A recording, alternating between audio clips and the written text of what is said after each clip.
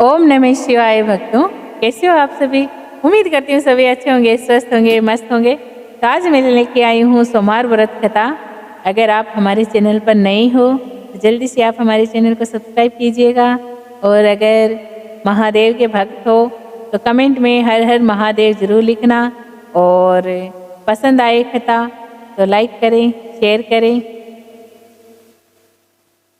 एक समय की बात है कि एक गांव में एक साहूकार रहता था। वह बहुत धनवान था, लेकिन उसको एक दुख सताता रहता था कि उसको कोई पुत्र नहीं था।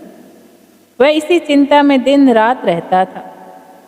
वह पुत्र की कामना के लिए प्रति सोमवार को शिवजी के व्रत और पूजन किया करता था तथा ठीक सायंकाल को शिव मंदिर में जाकर शिवजी के श्री विग्रह के सामने दीपक जलाया करता था।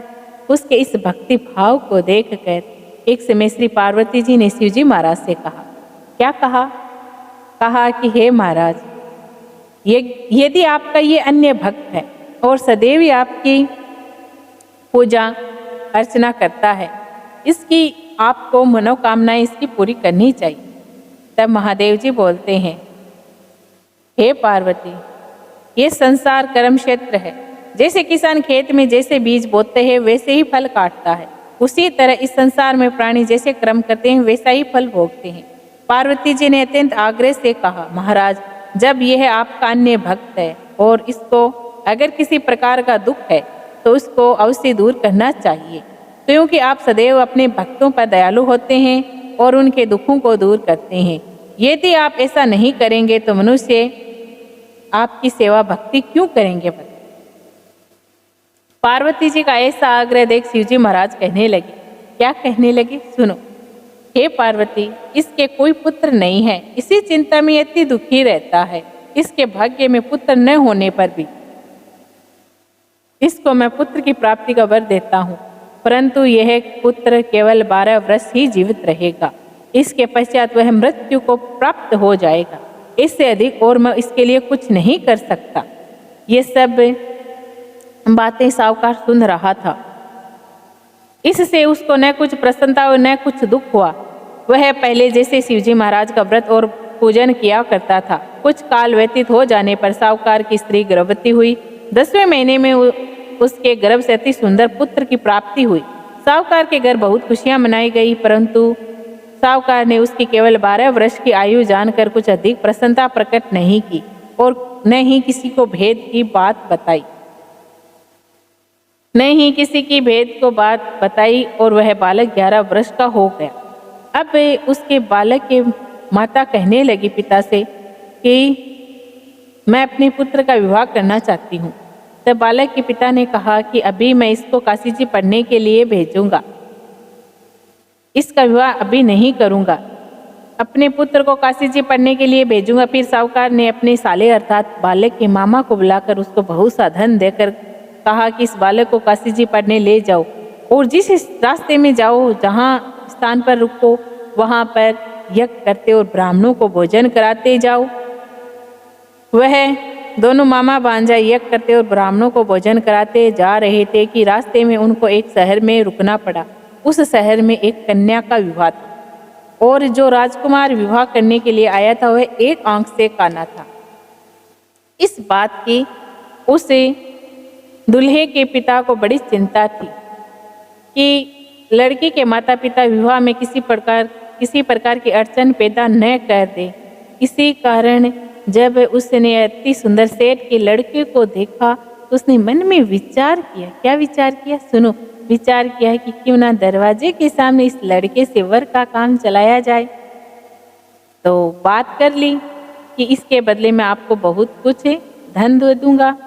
तो लड़के ने कपड़े वर के पहन लिए और घोड़े पर चढ़ाकर दरवाजे के सामने लाया गया। सब कार्य प्रसन्नता से पूर्ण हो गया। फिर वर के पिता ने सोचा, यदि विवाह कार्य भी इसी लड़के से करा लिया जाए तो भला क्या बुराई है। तो ऐसा विचार कर लड़के और उसके मामा से कहा, यदि आप फेरों का और कन्यादान का भी काम को आप करा दो तो आपकी बड़ी कृपया होगी। मैं इसके बदले में आपको बहुत कुछ धन दूंगा, ऐसा कहा। वे फिर से राजी हो गए, स्वीकार कर लिया। विवाह कार्य भी बहुत अच्छी तरह से संपन्न हो गया, परंतु जिस समय लड़का जाने लगा तो राजकुमारी की चुनरी के पल्लू पर लिखा कि तेरा विवाह तो मेरे साथ हुआ है, परंतु जिस राजकुमार के साथ तुमको भेजा जाएगा वह एक आंख से काना है।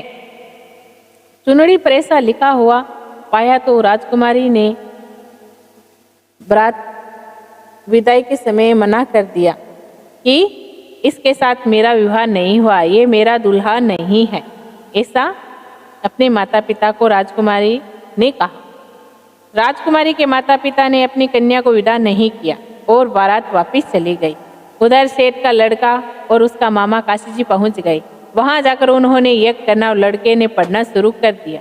जब लड़के की आयु 12 साल की हो गई उससे दिन उन्होंने यज्ञ रचा रखा था। अब ध्यान से सुना, उन्होंने उस दिन यज्ञ रचा रखा था कि लड़के ने अपने मामा से कहा कि मामा जी आज मेरी तबीयत कुछ ठीक नहीं है। मामा जी ने कहा अंदर जाकर सो जाओ, क्योंकि 12 साल का ही वो आशीर्वाद था महादेव का। तो 12 साल हो गई उसको, 12वीं साल लग गई मतलब।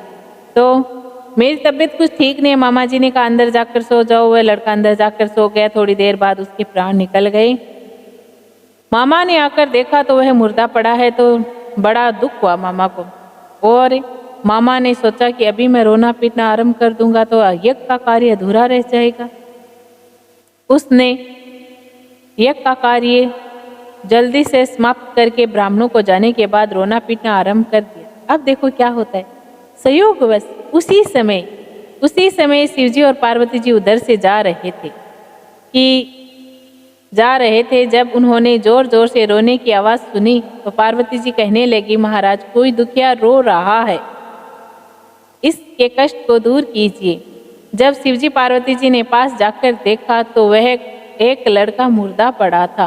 पार्वती जी कहने लगी, महाराज यह तो उसी सेठ का लड़का है जो आपके वरदान से हुआ था। शिवजी कहने लगे, हे पार्वती इसकी इतनी आयु थी तो ये भोग चुका है। तब पार्वती जी ने कहा, हे महाराज इस बालक को और आयु दो, नहीं तो इसके माता पिता तड़प तड़प कर मर जाएंगे।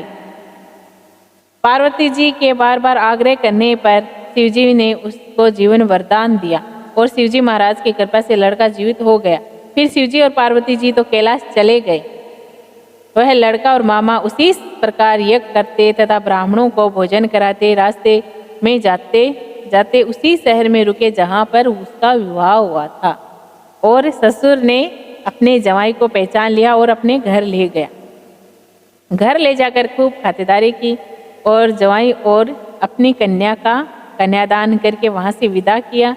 जब लड़के और उसके मामा जा रहे थे तो मामा जी ने कहा कि मैं घर पहुँचकर माता पिता को खबर कर आता हूँ, घर पर खबर कर आता हूँ कि आपके बेटा बहू आ रहे हैं। तब घर पर जाता है तो क्या देखता है कि माता पिता घर की छत पर बैठे रहते हैं और ये प्रण कर रखा हुआ होता है कि हमारा पुत्र अगर सकुशल लौट आया तो हम सब राज्य कुछ से नीचे आ जाएंगे, अगर भगवान के वरदान के हिसाब से आया तो हम छत से गिरकर अपने प्राण दे देंगे। तो ऐसा संकल्प कर रखा था। मामा जी आए और मामा जी ने पूरी बात बताई तो उनको वह बात स्वीकार नहीं की उन्होंने कि आप झूठ बोल रहे हो। तब मामा जी ने शपथ पूर्वक कहा कि आपका बालक आ गया है और बहू के साथ आया है, बहुत सारा धन लेकर आया है। तब उनकी खूब खातिरदारी की और स्वागत किया और शिवजी महाराज का धन्यवाद किया। इसी प्रकार से कहते हैं शिवजी महाराज अपने भक्तों पर दयालु होते हैं और इसी प्रकार से सारे दुख दूर करते हैं। जैसे हे शिवजी महाराज जैसे उस बच्चे को जीवन वरदान दिया वैसे सभी को जीवन वरदान दे और कहते सुनते हुंकारे भरते हैं हमारे सारे सब्सक्राइबर के सारी मनोकामनाएं पूर्ण कीजिए महादेव बाबा। तो बोलिए बम बम भोले, हर हर महादेव की जय हो।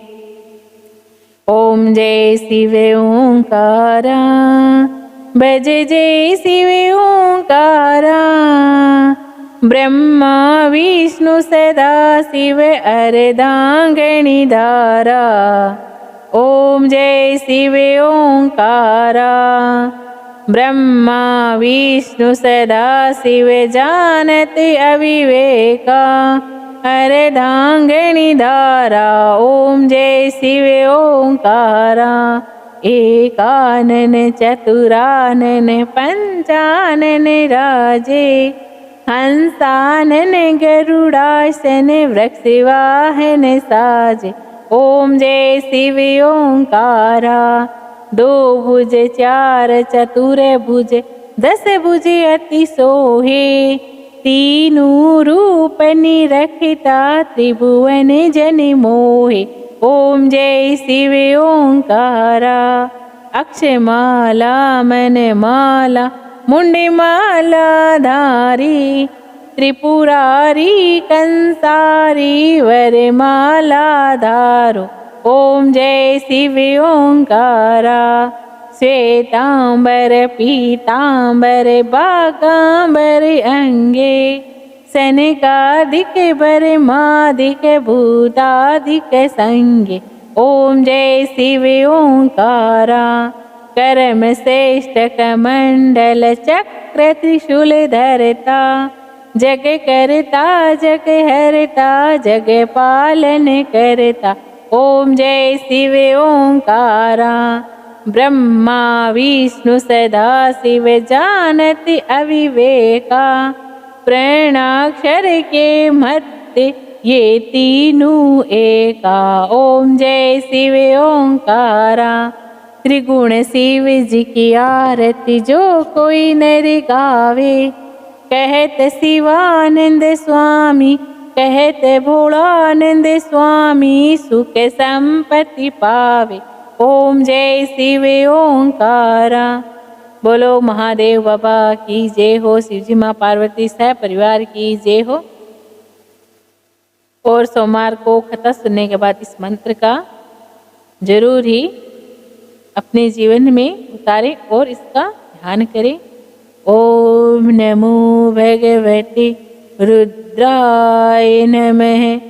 ओम नमो भगवते रुद्राय नमः। ओम नमो भगवते रुद्राय नमः। ओम नमो भगवते रुद्राय नमः।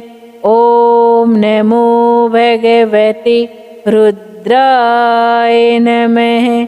ओम नमो भगवते रुद्राय नमः। ओम नमो भगवते रुद्राय नमः। ओम नमो भगवते रुद्राय नमः। ओम नमो भगवते रुद्राय नमः।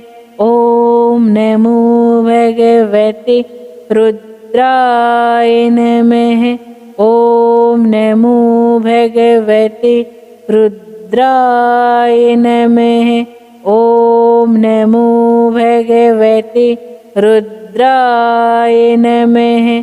ओम नमो भगवते रुद्राय नमः। ओम नमो भगवते रुद्राय नमः।